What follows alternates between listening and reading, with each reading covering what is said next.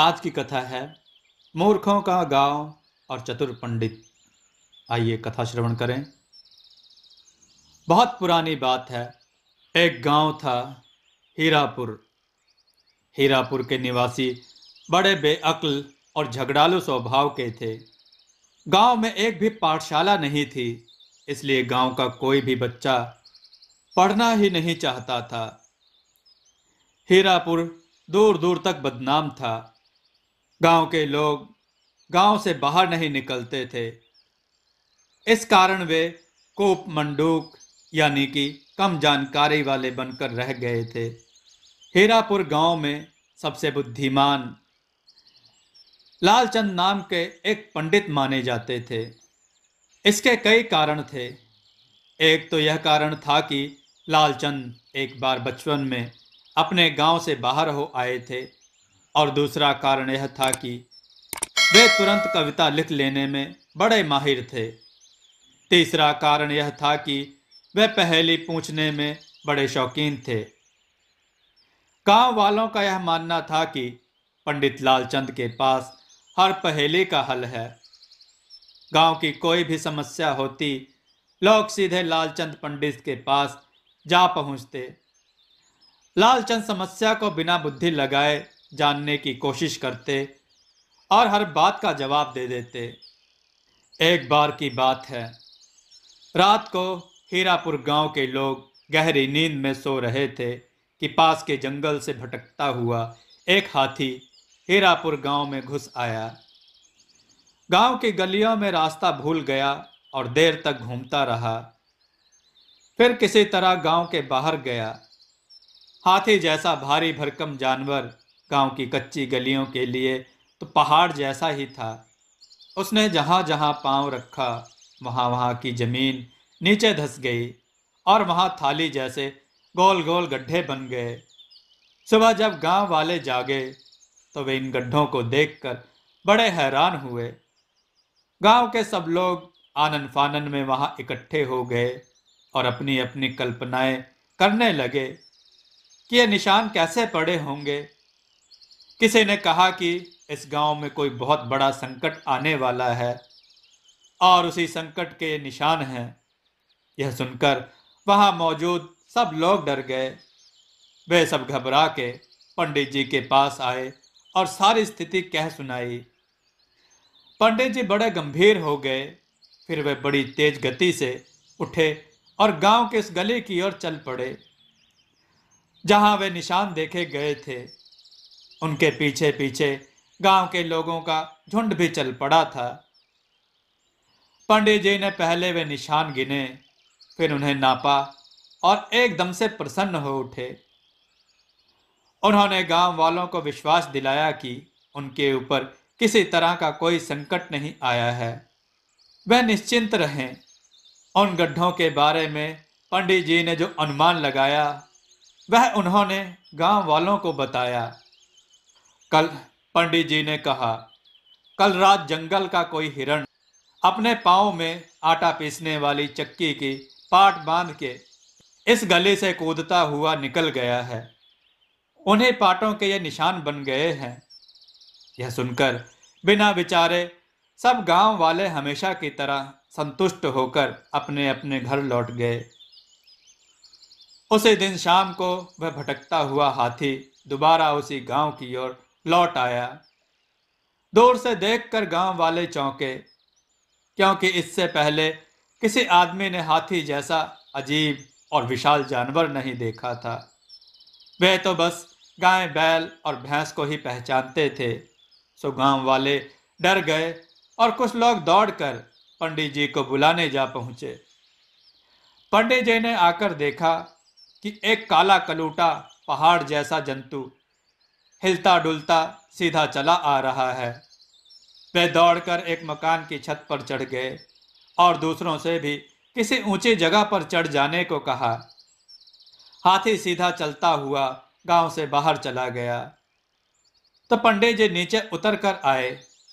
गांव वाले उनके चारों तरफ सिमट आए और उस काले पहाड़ के बारे में पूछने लगे।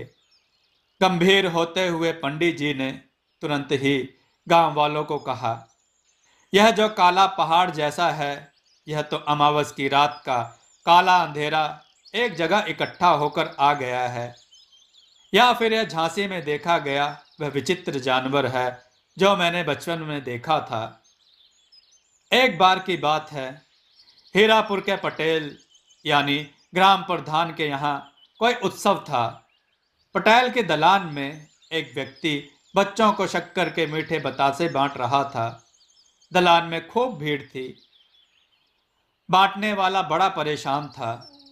दलान के बीचों बीच एक मोटा खंभा गड़ा हुआ था। एक शरारती बच्चे ने ज्यादा बतासे लेने के लालच में खुद को खंभे के पीछे छिपा लिया और खंभे के दोनों ओर से अपने दाएं बाएं हाथ निकाल कर फैला दिए। बच्चों की भीड़ में बतासा बांटने वाला शरारत नहीं समझ पाया और उसने एक एक मुट्ठी बतासा उस शरारती बच्चे के दोनों हाथों पर रख दिए। छोटी छोटी हथेलियां ज्यादा बतासे ना संभाल सकी। बतासे फैलने लगे तो बच्चे ने जल्दी से दोनों हाथ मिलाकर अंजलि बना ली। उसके बतासे फैलने से बच गए, लेकिन अब वह अपने हाथ अलग करने से डर रहा था कि बतासे गिर ना जाएं, इसलिए वह वहीं खड़ा रह गया। कुछ ही देर बाद सारी भीड़ चली गई। सोने दलान में वही शरारती बच्चा खंबे को लिपटे खड़ा रह गया था। लोगों का ध्यान उसकी तरफ गया तो कुछ लोग उसके पास आए। बच्चे ने हाथ अलग अलग करने में असमर्थता बताई तो गांव वाले ये समझ गए कि उसके हाथ चिपक गए हैं। पूरे गांव में हड़कंप मच गया। लोग पंडित जी के पास दौड़े गए और बच्चे से संबंधित मामला होने के कारण वे भी भागते हुए चले आए। पंडित जी ने बच्चे के चारों ओर घूमकर बच्चे का निरीक्षण किया, फिर बतासा बांटने वाले व्यक्ति को एक लंबी डांट पिलाई। इस समस्या के हल के लिए उन्हें जो तरकीब समझ में आई, उन्होंने गांव वालों को कहा, अब तो इस समस्या से निपटने के दो ही रास्ते हैं।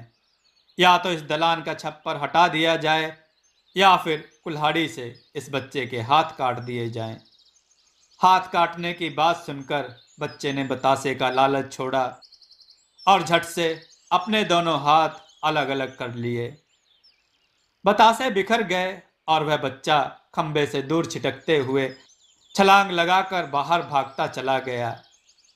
बच्चे को वहां से सकुशल जाता देखकर गांव वाले एक बार फिर पंडित जी का लोहा मान गए और उनकी तारीफ करने लगे। गांव गांव जाकर घरेलू सामान बेचने वाले छोटे दुकानदारों की एक टोली एक बार हीरापुर के पास से निकली। दूसरे लोगों की तरह वे भी गांव के बाहर से होते हुए आगे बढ़ रहे थे कि एक दुकानदार का पांव फिसल गया। उसका सामान नीचे गिर गया और यहाँ वहाँ फैल गया। वह आदमी रसोई के काम आने वाला सामान बेचता था। उसने अपना सामान समेटा और जल्दबाजी में वहां से चल पड़ा। जल्दी के कारण उसे यह ध्यान नहीं रहा कि वह एक और लुढ़क गई आटा छानने की छन्नी को भी उठा ले। छन्नी वहीं पड़ी रह गई। अगले दिन हीरापुर का चरवाहा वहां से निकला तो सूरज की रोशनी में चमकती हुई उस छलनी को देखा। वह उसके पास चला गया। फिर उसने अपने हाथ में लिए लंबे बांस पर उस छलनी को टांगा और उसे लटकाए हुए ही गांव में ले आया। चौपाल पर उसने वह बांस गाड़ दिया और दूर खड़ा होकर छलनी देखने लगा। कुछ ही देर में गांव के तमाम लोग वहां आकर खड़े हो गए। किसी आदमी ने इसके पहले छलनी नहीं देखी थी, इस कारण वे समझ नहीं पा रहे थे कि चमकती हुई यह गोल गोल छेददार चीज क्या है। हर बार की तरह पंडित जी को बुलाया गया तो उन्होंने पूरी गंभीरता से छलनी का निरीक्षण किया। फिर वे जमीन पर लेटकर छलनी को प्रणाम करने लगे। लोगों ने पूछा तो उन्होंने एक बार फिर उस छलनी को प्रणाम किया और तुरंत ही गांव वालों को कहा, पुराने चंद्रमा में घुन लग गया था, सो वह टपक कर गिर गया है। अब ईश्वर ने नया चंद्रमा आसमान में टांग दिया है। हीरापुर के बुद्धुओं ने पंडित जी की बात सही मानकर छलनी को प्रणाम किया और बरसों तक उस छलनी को चंद्रमा समझ के पूजते रहे। दोस्तों, आपको यह कथा कैसी लगी? अपने विचार और सुझाव कमेंट में जरूर दें। हमारी कथाओं को लाइक करें, हमारे चैनल को सब्सक्राइब करना न भूलें। हमारी कथाओं को शेयर जरूर करें जिससे लोगों को अच्छा ज्ञान प्राप्त हो। जय श्री राम भक्तों।